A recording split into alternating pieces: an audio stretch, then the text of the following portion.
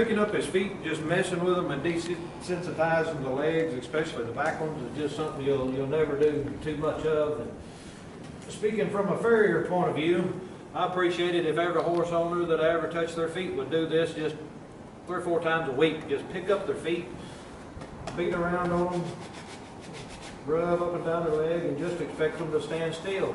As long as he stands still, he gets to stand still. If he moves, he has to move more than he wants to. And this is one of the most effective ways to start teaching a horse how to be shod, how to have their feet worked on and things, is just starting with picking them up and patting on them. But if a horse goes, especially in wintertime, without being shod, you pull the shoes off to let the feet heal and to keep the ice from building up in there and everything during the wintertime, and you don't do none of this all winter long picking their feet up. When your farrier comes in the spring, he's probably going to have a little bit more difficult time than he had, at the end of the fall in the riding season, just because it hadn't been done in a long time. So speaking as a farrier, we appreciate it if you handle their feet regular.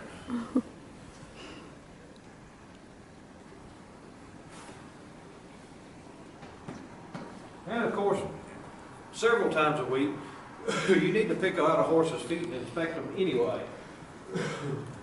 Just because of so many things that can happen. If they've been standing in a stall a bunch, even if you keep the cleanest stall in the world, if they get manure or anything up and around them frogs and stuff, and it stays there for a great length of time, you run a real risk of developing thrush in them. And sometimes it can be months before you can ride your horse again if they get a severe case of thrush.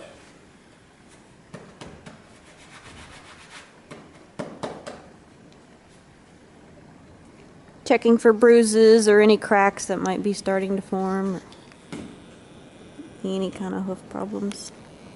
Keeps you on top of them. And it's another good reason to run your hands over their whole body. If you get used to doing just petting your horse and just rubbing your hands over them, if you rub there and feel like something abnormal, just like with the hooves, what Aaron was saying about cracks and bruises and things like that, you might find lumps or heat.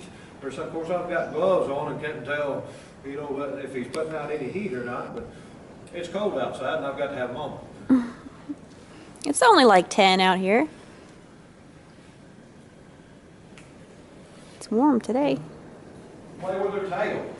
He had just an immediate clinch response there. But if you want to do such a fancy job of braiding what Aaron just got in here right now, right, you've got to be able to handle their tail as well. And we've been putting him in harness. And a creeper goes on there, goes right up under his tail.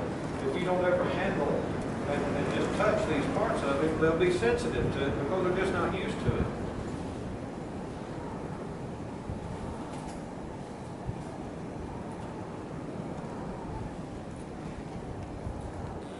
And Mojo's a really good boy. He understands that as long as he stands still through this stuff, that he doesn't have to work.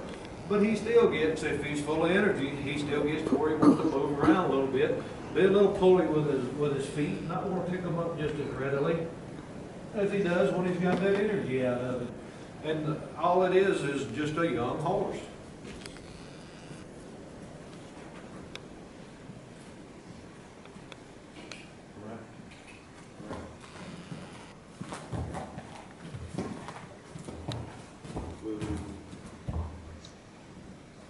And if this is a day that you're not going to ride, for Mojo, this would be a good stopping point where everything ends on a good note. He's perfectly relaxed and comfortable. His ears are moving several different directions. He's got a really nice soft eyebrow. His mouth is relaxed. And if I just stood here for a little while, he would go to sleep. So he's comfortable and relaxed. And that's the way you want to end.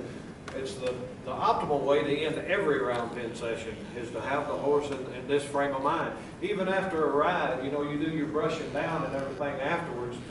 To have the very last thing that the horse experiences is pleasant and comfortable, and it makes them more willing to want to work the next time. It's no different from you or I. If somebody beat us over the head all day while we was at work, we wouldn't want to go back to work next day, and we'd try a lot of stuff to keep out of it. Well, they're no different. They don't want to be abused or mishandled or roughed up, no more than we do. So if you end everything on just a really nice and pleasant note, they're more willing to go to work the next day.